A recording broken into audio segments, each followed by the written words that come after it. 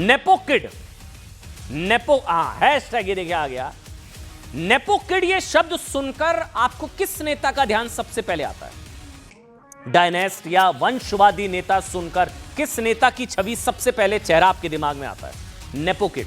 मतलब मैं अगर आपसे सवाल पूछूं इंडियन पॉलिटिक्स का नेपो किड कौन, क्या नाम आया आपके जहन में?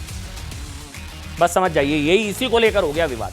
मनीष तिवारी ने किसी का नाम नहीं लिया, लेकिन उन्होंने कुछ शब्दों का इस्तेमाल किया। बीजेपी कह रही है कि ये निशाने पर राहुल गांधी है। पूरी कहानी मैं आपको समझा देता हूं कुछ चंद शब्दों में। दरअसल दुनिया भर में जो चल रहा ना ये जेनजी प्रोटेस्ट, उस पर मनीष तिवारी ने एक आर्टिकल पोस्ट किया जिसमें फिलीपींस में भ्रष्टाचार के खिलाफ चलाए जा रहे प्रदर्शन आंदोलन का जिक्र है। पोस्ट किया मनीष तिवारी ने हाल की जेनजी घटनाओं का जिक्र करते हुए क्या लिखा? उन्होंने लिखा श्रीलंका में राष्ट्रपति गोटबाया, बांग्लादेश में शेख हसीना की विदाई, नेपाल में केपी शर्मा ओली का पतन और फिलीपींस में मार्कोस जूनियर के खिलाफ प्रदर्शन। यह सब उन्होंने लिखा और इन घटनाओं का जिक्र किया। लिखा कि जनरेशन एक्स वाई जेड के लिए अब विशेषाधिकार स्वीकार्य नहीं है, एंटाइटलमेंट। मेरा आर्टिकल पढ़ें कैसे सोशल मीडिया ट्रेंड्स वंशवाद को चैलेंज कर रहे हैं, वंशवाद डायनेस्ट को चैलेंज कर रहे हैं। नीचे हैशटैग कर दिया हैशटैग नेपो किड्स। अब ये 3 शब्द किसके लिए कह दिए? मनीष तिवारी जी ने अपने पोस्ट में 3 शब्दों का इस्तेमाल किया। एंटाइटलमेंट मतलब विशेषाधिकार, डायनेस्ट, कौन डायनेस्ट, वंशवाद कौन है सबसे बड़ा वंशवादी, तीसरा नेपो किड्स, कौन है नेपो किड? अब यही बीजेपी कह रही है, यही तो राहुल गांधी हैं। बीजेपी कह रही है ultimate nepo kid Rahul Gandhi.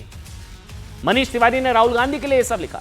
BJP ने मनीष तिवारी के इस पोस्ट को राहुल गांधी पर बड़ा हमला बताते हुए कहा कि राहुल गांधी भारतीय राजनीति के दी अल्टीमेट नेपो किड हैं। ये मनीष तिवारी ने राहुल गांधी पर हमला बोल दिया, ऐसा बीजेपी कह रही है। कांग्रेस में बगावत हो गई है, ऐसा लिख दिया बीजेपी ने। दरअसल नेपाल में जेनजी प्रोटेस्ट के बाद से देश भर में नेताओं ने भारत में भी ऐसा होने को लेकर, आपको याद है ना, बद्दुआ एक तरीके से दी थी कि नेपाल में हुए प्रोटेस्ट को सत्ता विरोधी प्रदर्शन बताकर भारत की सरकार पर हमला बोला कि यहां के युवा भी हैं। तब राहुल गांधी ने भी एक पोस्ट कर दिया था और बीजेपी जेनजी लिख दिया था। ये देखिए राहुल गांधी ने जेनजी। बीजेपी ने कहा था देश के युवाओं को भड़का रहे हैं राहुल गांधी, भारत में नेपाल वाला हाल चाहते हैं राहुल गांधी। ये देश के युवा स्टूडेंट जेनजी लोकतंत्र की रक्षा करेंगे। मनीष तिवारी ने अपने इस पोस्ट के जरिए साफ करने की कोशिश की कि जेनजी का प्रोटेस्ट सत्ता विरोध में नहीं, वंशवाद की राजनीति के खिलाफ था। अब उसको लेकर कह रही है बीजेपी की, तो राहुल गांधी है नेपो किड। सुनिए, वो तो भारतवर्ष की जनता आध्यात्मिक जनता है, भारतवर्ष की जनता जागरूक जनता है। 2014 में ही कर दिया।